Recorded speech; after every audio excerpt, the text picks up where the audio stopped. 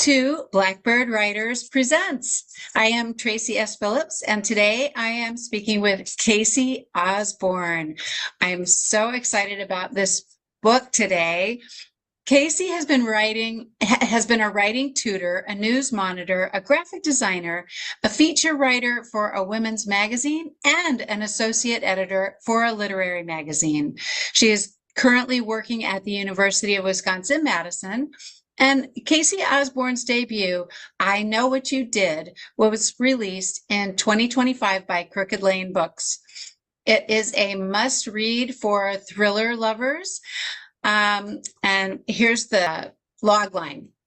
When a best-selling novel fictionalizes the death of her childhood best friend and accuses her of the murder, Paddle Wisniewski must figure out who wrote the book and why. Welcome, Cayce. Thank you so much for having me.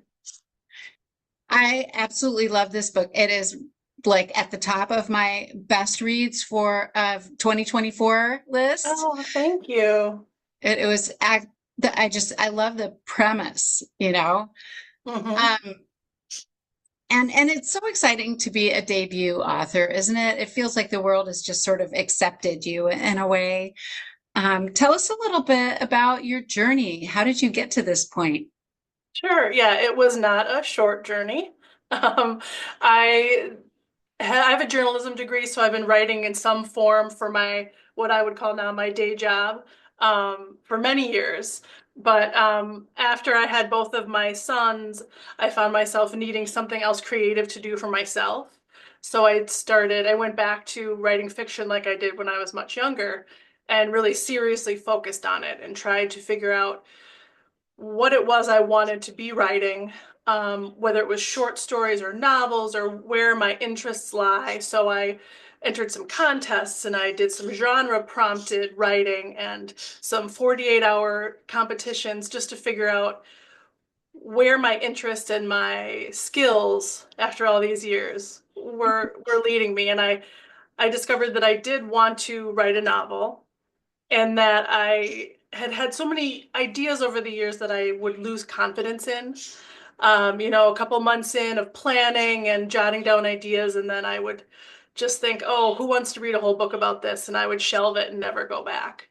So finally, I gave myself the goal of before I turn 40, I'm going to commit to a single idea and I'm going to finish the novel. No matter if anybody ever reads it, no matter if it's terrible, I just need to prove to myself that I can actually do this.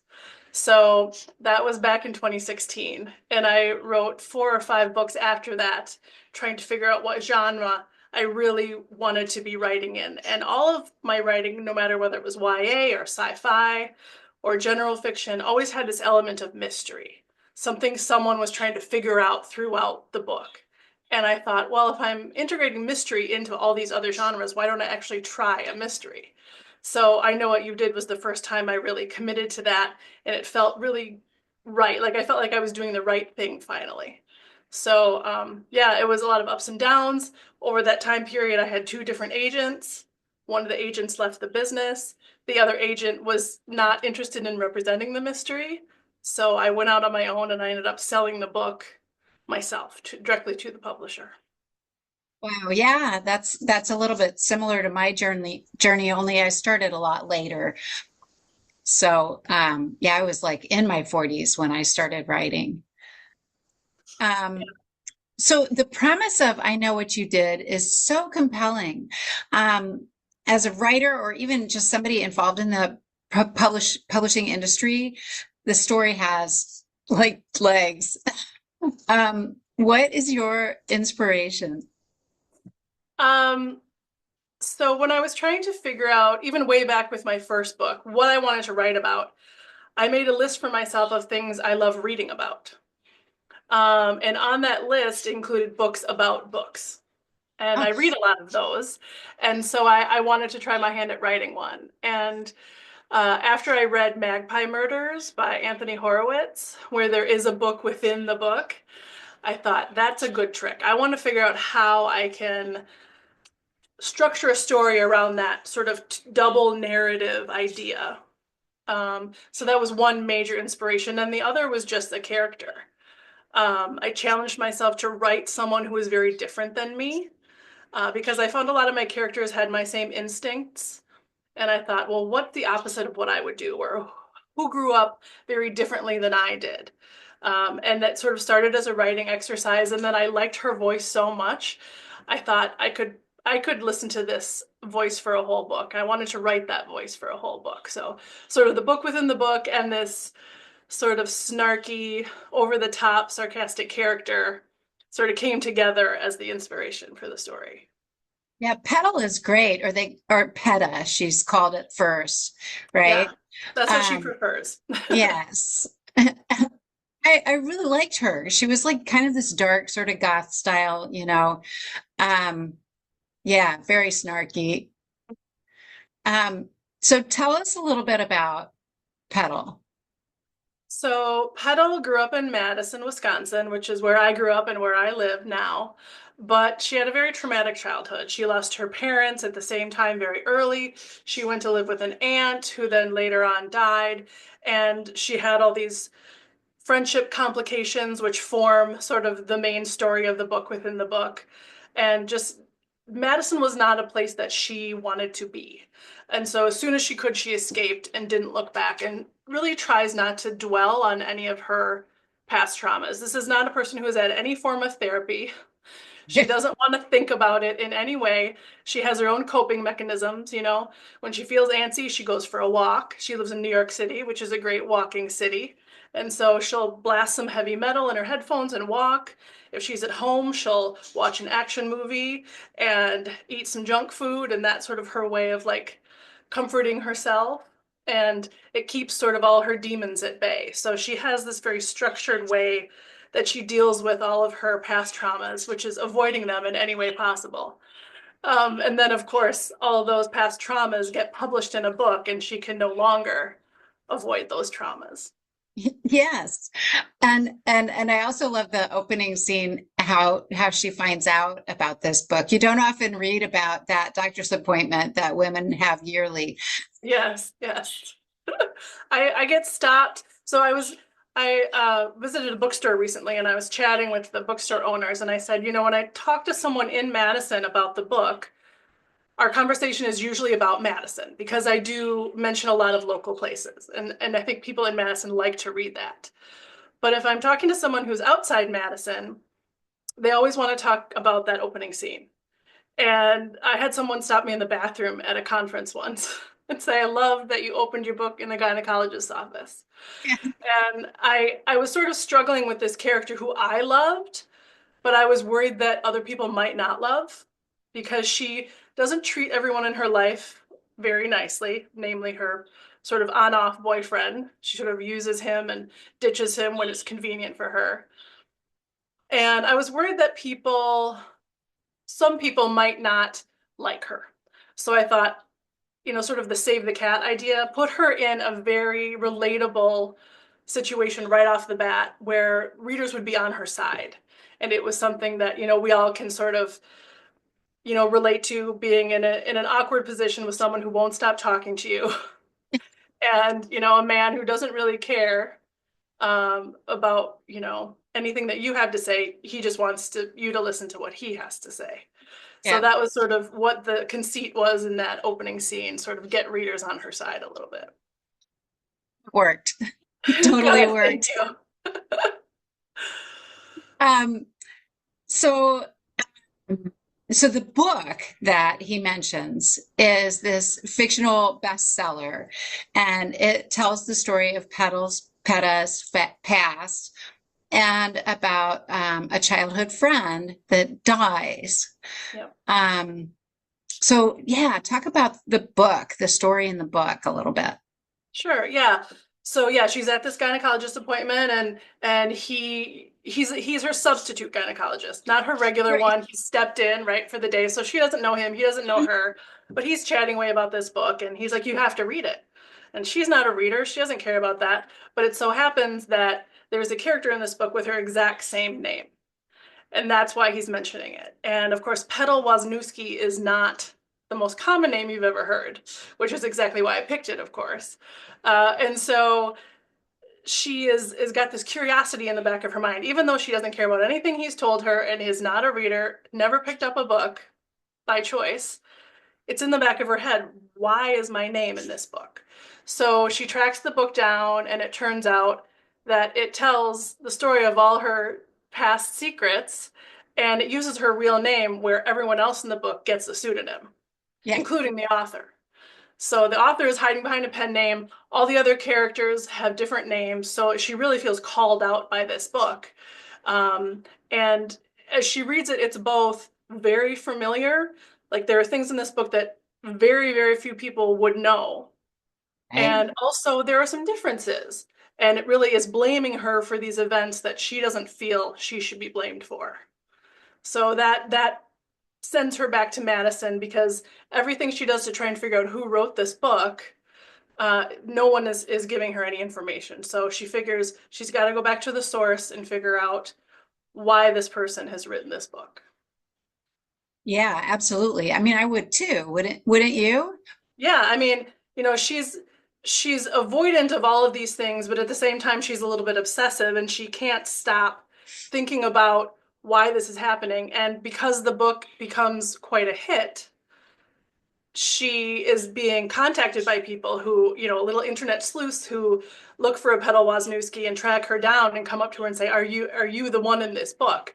So, her home, which has felt so isolated from all that, and her safe haven where she can avoid everything is no longer safe. So she's really given no choice but to go back and figure all this out. Yeah, absolutely. I don't think you could ignore it, you know? No. Yeah. And especially with social media and like you say, people, pinpointing her and cornering her about it and it would be very terrifying, I think. Yeah. Which is why I so enjoyed it. Good, yes. But the stakes have to be high, right? They There has to do. be a no choice situation. You got to do it or your whole life is destroyed. Exactly. Um, so did you the author is also a pen name. Mhm. And I thought that was really interesting. And a lot of the things that you talked about that, we can relate to as authors. Um, that, but this author is refusing to do any book signings, is not showing up for any interviews, is completely and totally unreachable. Um, and so how realistic is something like that Yes, these I days? mean, from my point of view, having, marketed my first ever book and have been trying to, get the word out and the huge learning curve that comes along with all of that, in some ways it's not realistic. But then, there are people like J.K. Rowling who wrote under a pen name for several books before she was outed, and Elena Ferrante who writes the Neapolitan books, I think they're called, My Brilliant Friend and the other ones. That's a pen name also. And that is, people love those books and they're very famous. So I think that you can get away with it if your book is good. So, and if it sells, right? If it sells on its own, you don't have to do any extra work. But this person, yeah, it's a pen name. They don't have a picture on the book jacket. The little bio is, I think, 1 or 2 lines long. It just says lives and works in Madison, Wisconsin. That's it. And so I see what you're saying about is that realistic? And I would say yes and no. It really depends Yeah, because authors do get away with that with very little social media promotion, very few appearances. It just, if your book strikes a chord in some way with readers and it becomes popular, it can take on a life of its own. And that's kind of what I was going for with this is that, yeah, and of course, I don't want no spoilers, but there are reasons also later on why right. the book was successful, as successful and prominent as it was. Yeah, yeah. Um, so did you ever consider going or having a pseudonym? Oh, well, I understand why people do it, especially if people write in multiple genres. I understand the like logic behind it. But also, I worked really hard on this book and worked really hard to get my first book out there after years of writing, and I wanted my name on it. Yeah. Selfishly wanted my name there. And I couldn't see any reason to do that in my case. Maybe down the line, if I decide to publish in a different genre, I'll change my mind. Right. Exactly. Um, so another thing you did so well in this book is making the reader, aka me, suspect just about everyone, including Peta. So, Sure. um, good job. Thank you. I tried. I tried. I as a reader love that. Just the being kept guessing the whole Yeah, time. Yeah. I there's just read Lake of Lost Girls by Catherine Green, and I thought I was really smart and had it figured out about a quarter of the way in. But then still throughout, there were all these clues and just, oh, it's got to be him. And they're making us think it's him. And then, oh, maybe it's this person. And then the ending still, with all those suspects, still managed to shock me. So I love that. And so I worked really hard to drop sort of little breadcrumbs in so that things might be planted in the reader's mind. Oh, well, he did that. Does that mean he's the one or she's the one? Or, people have even wondered if the dead friend was still alive. I did. I That's wondered. a very popular, Yep. yeah. I did think that for a little while too. Yep. Mm-hmm. Because when she gets to Madison and she just sort of dips out of New York and doesn't tell anyone and just shows up in Madison, gets an Airbnb, but it feels like people are already stalking her there. A little bit. I mean, she kind of goes to her old haunts, sort of rips off the band-aid and goes and sees the old house where she lived with her aunt and the friend who died where she spent a lot of time in Shorewood. She walks the streets of Shorewood, sort of immersing herself back in this, and there's always sort of this ominous sense that, like, is someone watching her? And as she gets deeper into the mystery, people are leaving her clues, sort of, or trying to point her in a certain direction, and she's reading the book within the book, sort of like, you know, is the author trying to tell me something with this plot? And where should I be looking for the truth? Are there little almost treasure map hints hidden in this book within the book that is going to lead me to the answer I'm seeking, which is who's doing this to me and why? Right. Um, and she also has like really super conflicted feelings about being there because her parents died, and high school wasn't the greatest experience. But you also infuse some like really good like flashbacks too, of when she was younger and being with those friends. Yeah, I tried to balance sort of the book within the book, which tells the story of these three friends, her being one of them, and then the dead girl being the other one, and there's a third friend. Sort of the book within the book tells one version of the story, and then as she's visiting these places, she's remembering things that tells like a slightly different version of the same story. So who's being truthful, and what are their motives for being truthful or not? And why is all this happening, and who is it? Is it more than one person who's doing this? It's very sort of, I hoped that it would be sort of feel suffocating for her a little bit, but Yeah. also, she hasn't dealt with any of these things that happened in Madison. Now suddenly she's back. So these memories are hitting her, some of the good memories with her aunt, and sort of having to fight that nostalgia because it brings up everything else as well. Yeah. Um, yeah, and on another note, for you, it must be so challenging to write and raise children and working a day job and everything.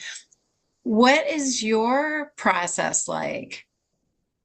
It's mostly grab any moment when I can is my process. My kids are 10 and 13 right now. They go to school, obviously. They do karate in the evenings, and so I will grab 45 minutes at the karate studio on my laptop, editing or writing or whatever I'm doing. I grab lunch hours, weekends. I go on a very occasional, mini writing retreats where I just sort of isolate myself. and get, if I need to push through and get something done. I don't have a lovely daily ritual or anything. I don't wake up early. I don't stay up late. I just have to kind of grab those moments while I can. And it sort of started as a hobby or something I wanted to use to challenge myself, but now it's something I can't seem to not do. So even though it's hard to fit in, it's also something I really want to make part of my life. So I make it work whenever I can.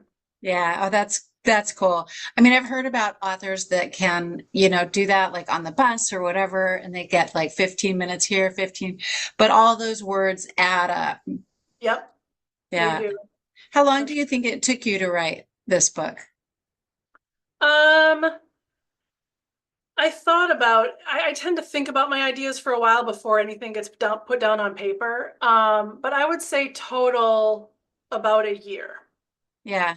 from, first finally starting to write to then shifting to editing and honing and stuff like that. Yeah, about a year. Yeah. Yeah. Yeah, it's amazing to me. I was looking up Stephen King, and there was a period back in the 70s where he was publishing like 3 or 4 books a year. And that just like I think, how do you do that? I Yeah, mean, I that's guess you amazing. spend, you know, 10 hours a day writing. Yeah.